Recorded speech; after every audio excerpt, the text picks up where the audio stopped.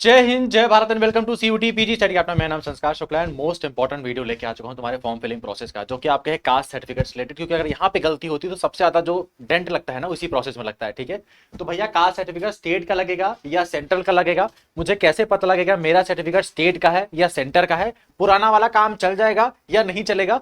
And third question, क्या भैया मुझे सर्टिफिकेट अपलोड करना पड़ेगा? मैं तुम्हारे पांचों सवाल का जवाब दे दूंगा। एंड एक और चीज, मैं कभी भी आपका टाइम नहीं वेस्ट करना चाहता, हमेशा आपके लिए कुछ बेहतरी करना चाहता हूं मैं, है ना। तो वीडियो के एंड में एज अ फोकस रिवॉर्ड में 2021, 22, 23, 24, 25 के ऑफिशियल पीवाईक्यूज प्लस सिलेबस आपको देके चला जाऊंगा। ठीक है, तो जैसे आप लोग देखोगे तो ये क्वेश्चन पेपर है, अगर आप लोगों को दिख रहा होगा, नेशनल टेस्टिंग एजेंसी का 2025 का पेपर है। अगर आपको यहाँ पे दिखा है, जनरल पेपर है, मतलब सीओ 11 वाला पेपर है जो एलएलबी में यूज होता है। ठीक है, 25 मार्च 2025 को पेपर हुआ था।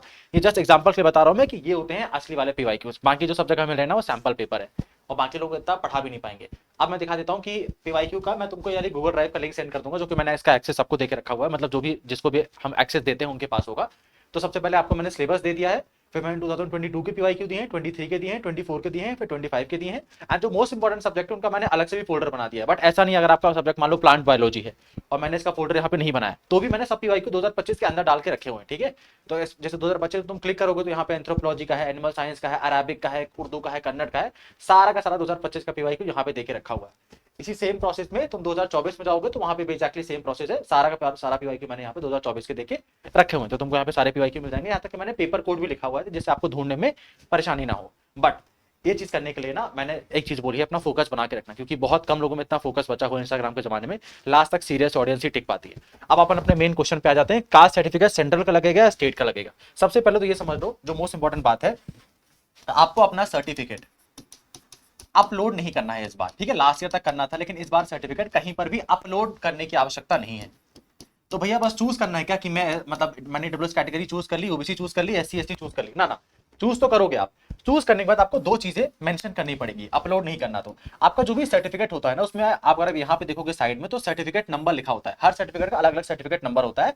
एंड किसने आपका सर्टिफिकेट इशू किया है और किस तारीख को इशू किया है, मतलब तुम्हारा सर्टिफिकेट कब बना है उसका नीचे डेट लिखा होता है। एंड किस व्यक्ति ने आपका सर्टिफिकेट बनाया है, जीएसटी ऑफिसर ने बनाया है, रेवेन्यू ऑफिसर ने बनाया है, तहसीलदार ने बनाया है, एसडीएम ने बनाया है, वो तुम्हारे सर्टिफिकेट में नीचे लिखा होता है। एंड तुम्हारा सर्टिफिकेट नंबर होता है। तो आपको ये तीन चीजें अपने फॉर्म भरते वक्त देनी पड़ेंगी। आपको अपना सर्टिफिकेट नंबर देना पड़ेगा, किसने आपका सर्टिफिकेट इशू किया है उसका अथॉरिटी का नाम बताना होगा, और डेट ऑफ इशू बताना होगा, कब आपने आपका सर्टिफिकेट कब का बना हुआ है। अब भैया मान लो एक और चीज में समझ जाना, जिस व्यक्ति ने आपका सर्टिफिकेट बनाया है उसका नाम लिखने की जरूरत नहीं है। जैसे मान लो कोई रमेश सिंह है, तो रमेश सिंह रेवेन्यू ऑफिसर है, तो आप बस लिखोगे रेवेन्यू ऑफिसर ने मेरा सर्टिफिकेट बनाया है, रमेश सिंह नहीं लिखना है, नाम नहीं लिखना है, किस पद ने बनाया है वो सर्टिफिकेट, बस आपको उसके डेजिग्नेशन का नाम लिखना है। SDM, revenue officer, GST, doctor या तहसीलदार, जिसने बनाया बस उनके डेजिग्नेशन लिख देना, और आपको उसका सर्टिफिकेट नंबर लिखना पड़ेगा। तो अपलोड करने की आवश्यकता नहीं है। अब अपन आ जाते हैं भैया सेकंड चीज पे, भैया मुझे सेंट्रल वाला अपलोड करना है या स्टेट वाला अपलोड करना है? तो यहां समझो, यहां हमारे वाले खुशखबरी वाली बात है। इसको मैं तुमको दिखा भी देता हूँ, तुमको कहाँ से मिलेगा, क्योंकि मैं तुम्हारे सामने, मैंने तुम्हारा ऑफिशियल जो वो वाला है पीवाईक्यू है, मैंने वो ओपन करके रखा हुआ है। ठीक है, अब यहाँ तो चीजें आगे आ गई हैं। आपको कहाँ पे ये अपलोड करना होता है सर्टिफिकेट, वो आपको बता देते हैं। आ जाओ, देखो यहाँ पे जब ऊपर जाओगे ना, तो आपको यहाँ पे कंफर्म कैटेगरी का ऑप्शन पूछेगा। यहाँ पे जरा देखो, ठीक है, यहाँ पे तुम्हारा नाम पूछ रहा है, डेट ऑफ बर्थ पूछ रहा है, आपके पिताजी का नाम, माताजी का नाम पूछ रहा है, नेशनलिटी पूछ रहा है, फिर आप कौन से राज्य से हो, फिर आपसे अपनी कैटेगरी पूछेगा, फिर पूछेगा कंफर्म करिए अपनी कैटेगरी। कंफर्म कैटेगरी के बाद फिर आपसे पूछेगा वो कि आप, जैसे आप मान लो आपने ओबीसी कैटेगरी भरा, तब आपके लिए दो ऑप्शन और ओपन हो जाएंगे, अपना कैटेगरी सर्टिफिकेट नंबर डाल दीजिए और किस व्यक्ति ने आपका सर्टिफिकेट बनवाया है वो डाल दीजिए। अब भैया बस आपको कैटेगरी सर्टिफिकेट नंबर डालना है और जिसने बनाया है उसका नाम डाल देना है। अब बात आ जाती है, ये बस अपलोड कहीं नहीं करना होता। अपलोड आपको केवल एक चीज करनी है, जो आपकी फोटो है, आपका सिग्नेचर है, और जो पीडब्ल्यूडी वाले कैंडिडेट है उनको अपना सर्टिफिकेट अपलोड करना पड़ेगा। बाकी ना एससी वालों को अपलोड करना है, ना एसटी वालों को अपलोड करना है, ना ओबीसी वालों को अपलोड करना है, ना ईडब्ल्यूएस वालों को अपलोड करना है। बस अपना कैटेगरी सर्टिफिकेट नंबर डाल दियो, डेजिग्नेशन डाल दियो। ठीक है, अब बात आ जाती है भैया मैं सेंटर वाला अपलोड कर, कैटेगरी सर्टिफिकेट नंबर डालना पड़ेगा, स्टेट वाले का नंबर डालना पड़ेगा? ध्यान से सुनो, तुम्हारे पास अभी स्टेट वाला है, तुम स्टेट वाला ही डाल दो। ठीक है, एनटीए को कैटेगरी सर्टिफिकेट नंबर से ये पता नहीं लगेगा तुम्हारा सर्टिफिकेट स्टेट का है या सेंटर का है, लेकिन तुमको at the end of the day चाहिए सेंटर वाला सर्टिफिकेट ही होगा। मतलब क्या भैया, मेरे पास मान लो अभी स्टेट वाला सर्टिफिकेट है, मैंने उसका कैटेगरी सर्टिफिकेट नंबर डाल दिया और मैंने उसका डेजिग्नेशन डाल दिया, तो एनटीए जो है मुझे ओबीसी कैटेगरी में काउंट करेगा। ठीक है, लेकिन जब मेरा एडमिशन हो जाएगा, मान लो बीएचयू में मुझे ओबीसी कैटेगरी में एडमिशन मिला है, ठीक है, तब मैं अपना स्टेट वाला सर्टिफिकेट जाके नहीं दे सकता, तब तक मुझे सेंट्रल वाला सर्टिफिकेट बनवा लेना पड़ेगा, जो कि आप लोग बनवा भी लेना, भी बहुत टाइम है उसके लिए। तो अभी तुम सेंटर वाला स्टेट वाला जो भी है उसको भर सकते हो। अच्छा भैया नया वाला नहीं है मेरे पास, तो भैया यहाँ पे नए वाले की कोई दिक्कत ही नहीं है। अगर सर्टिफिकेट अपलोड करा था तब तो हमारे पास दिक्कत थी, अभी तो ना तो हमसे इशू डेट पूछ रहा है ना कुछ पूछ रहा है। तो 3 साल पुराना है तो भी अपलोड कर दो, 4 साल पुराना है तो भी अपलोड कर दो, 5 साल पुराना है तो भी अपलोड कर दो। ना तो अभी डेट का टेंशन है कितना पुराना है, ना तो सेंटर का है स्टेट का है, इससे कोई टेंशन होने वाली बात है।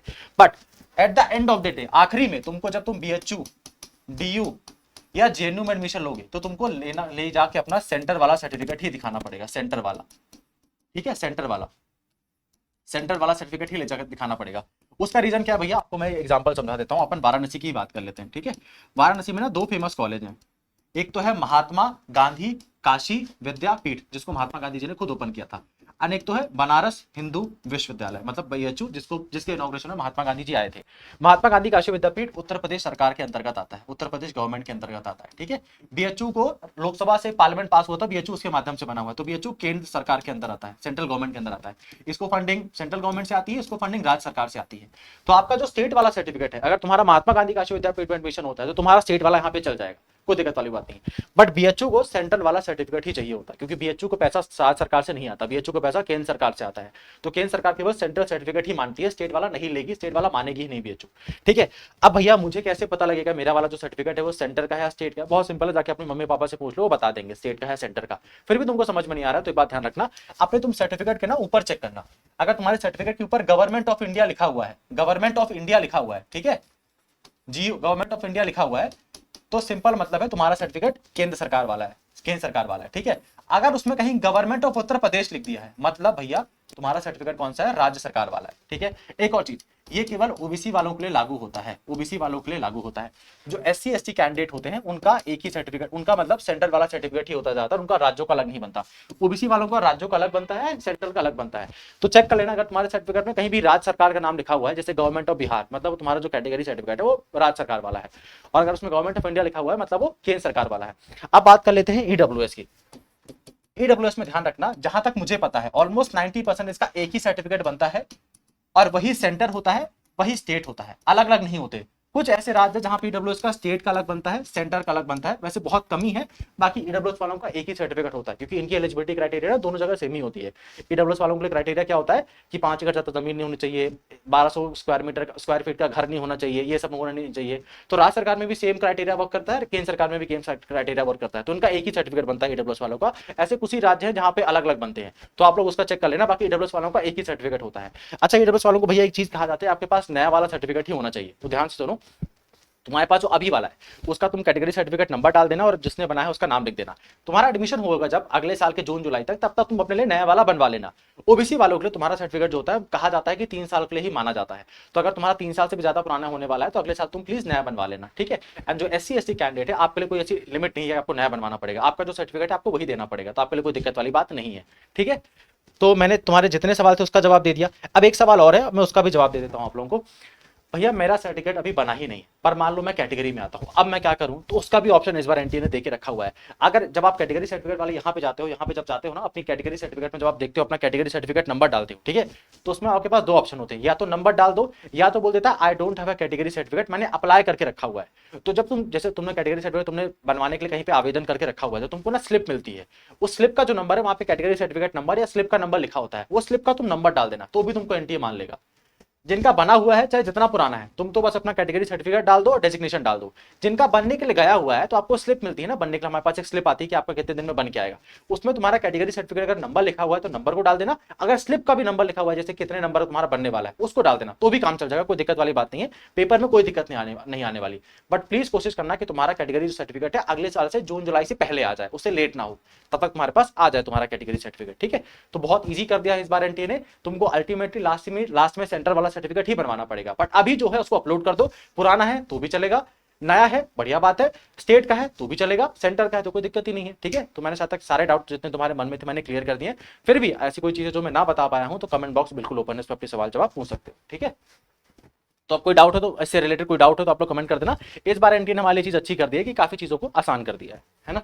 अब जो लोग वीडियो यहां तक देख रहे हो तो तुम्हारे 2-3 चीजें काम की बातें। ठीक है, PYQ देने से पहले आपके मन में बहुत सारे और डाउट होंगे तो इस नंबर पे आप सेव कर लो, ठीक है। ये नंबर इसलिए सेव करने को बोल रहा हूँ कि अभी सीयूटी पीजी का फॉर्म आया ना, तो जब भी बरसात होती है तो बहुत सारे मेढक आ जाते हैं। सेम टीम अभी सेम चीज इस बार भी होगी, अभी सेम चीज पे, ठीक है। जिन्होंने कभी सीयूटी पीजी का एग्जाम दिया नहीं, जिनको सीयूटी पीजी के बारे में कुछ भी नहीं पता, जो ब्लॉगर्स या फूड ब्लॉगर्स हैं वो भी इस समय सीयूटी पीजी के बारे में जानकारी देंगे।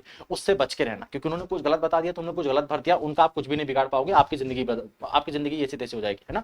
तो वो चीज को बचा के रखना। इस नंबर को सेव कर लो 9336257345। इसमें अपना नाम है ना, आप किस कोर्स की तैयारी कर रहे हो ये लिखकर भेज देना।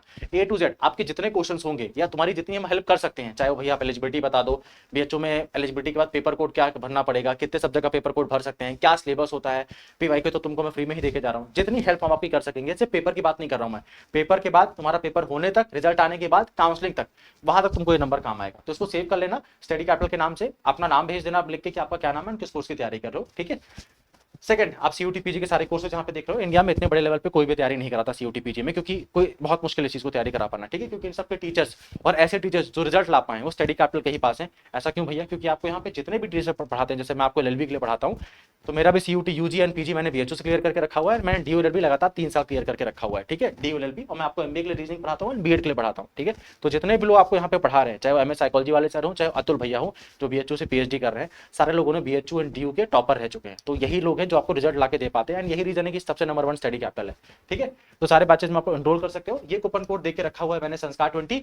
ये अभी 5 दिन के लिए सभी कोर्सेज में अवेलेबल है, फिर सबके लिए बंद हो जाएगा। केवल फिर जिस सब्जेक्ट में मैं पढ़ाता हूँ एलएलबी, एमबीए और बीएड में, बस उन्हीं के लिए ओपन रहेगा। अभी 5 दिन के लिए सबके लिए ओपन करके रखा हुआ है। अब इसका क्या कर लेंगे भैया, इससे 2 चीज तुम्हारे लिए हो जाएंगी आसान। तुमको जो भी कोर्स उसमें 20% का ऑफ तुरंत मिल जाएगा, जीएसटी 1 रुपए नहीं लगेगा। और उसी के साथ साथ आपको जो आपका टेस्ट सीरीज है वो आपको बिल्कुल फ्री में दे दी जाएगी, ठीक है। जैसे मान लो 4000 का बैच है एलएलबी का, इसमें मैंने अगर संस्कार 20 डाल दिया, SANSKAR 20, ठीक है, संस्कार 20 मैंने लिख के अप्लाई कर दिया, तो मेरा जो 4000 का बैच था वो 3000, अच्छा गलत डाल दिया मैंने, संस्कार 20 SANSKAR 20, है ना। इसको अप्लाई कर देना। जैसे आप अप्लाई करोगे 3200 रुपये प्राइस हो चुका है, और 4000 का बैच 3200 में पड़ गया, जीएसटी नहीं लगेगी। और जनवरी फरवरी में जब हमारी टेस्ट सीरीज आएगी 1000 रुपए की, तो वो आपको बिल्कुल फ्री मिलेगी। तो ये अभी 5 दिन के लिए सारे कोर्सेज में अवेलेबल है, फिर केवल मेरे कोर्सेज में अवेलेबल रहेगा जिसमें मैं पढ़ाता हूँ। तो इस चीज को नोट कर लेना, ठीक है। सारे कोर्सेज चल रहे हैं, कोर्सेज देख लो, ये कूपन कोड है, ठीक है, ये सारे कोर्सेज हैं। अपना कोर्स आप जाके चेक कर सकते हो। कैसे ज्वाइन करना है, स्टडी कैपिटल की आपको डाउनलोड कर लेना, ऐसे भैया की फोटो बन के आएगी, फिर अपना कोर्स में जाना, करता बैच में अपना कोर्स सेलेक्ट करना, कोर्स को सेलेक्ट करने के बाद पेमेंट करने से पहले यहाँ पे कूपन कोड डाल देना, एंड आपका काम हो गया, ठीक है। अब आ जाते हैं फोकस रिवॉर्ड में। जो लोग यहाँ तक टिके हैं, आप विश्वास मानो कि बहुत कम लोगों का फोकस इतना बचा हुआ है, बहुत कम लोग जो सीरियस हैं वो यहाँ तक टिके हैं। तो अब इसका फायदा उठा के जाओ। ये नंबर तुमको दिख रहा है, मेरा ही व्हाट्सअप नंबर है। आपको जो मुझसे हेल्प चाहिए, जो भी डाउट होगा आप वो भी पूछ सकते हो। प्लस हमने ये नंबर पीवाईक्यू के लिए बना के रखा हुआ है, तो तुमको 24 घंटे के अंदर पीवाईक्यू सेंड कर दिए जाएंगे। 9198451120, उसको सेव कर लो। इसमें विपुल भाई की फोटो डीबी बन के आएगी, वेरीफाइड नंबर है, आपको हम पीवाईक्यू सेंड कर देंगे इस नंबर पे। बस बता देना कि सब्जेक्ट के पीवाईक्यू चाहिए, ठीक है। तो मेरे ख्याल से कैटेगरी सर्टिफिकेट से रिगार्डिंग अब कोई डाउट बचना नहीं चाहिए आपके मन में। फिर भी कोई क्वेश्चन है तो कोई दिक्कत वाली बात नहीं, कमेंट बॉक्स में बता देना, लिख देना अपने क्वेश्चंस को। अगर हमको लगेगा छोटा मोटा क्वेश्चन है तो वहीं पर रिप्लाई कर देंगे, कुछ मुश्किल लगेगा तो उसके ऊपर एक और वीडियो बना के समझा देंगे। और किस टॉपिक के ऊपर वीडियो चाहते हो ये भी बता सकते हो, और क्या हेल्प कर सकते हैं आपकी ये भी बता सकते हो। Thank you.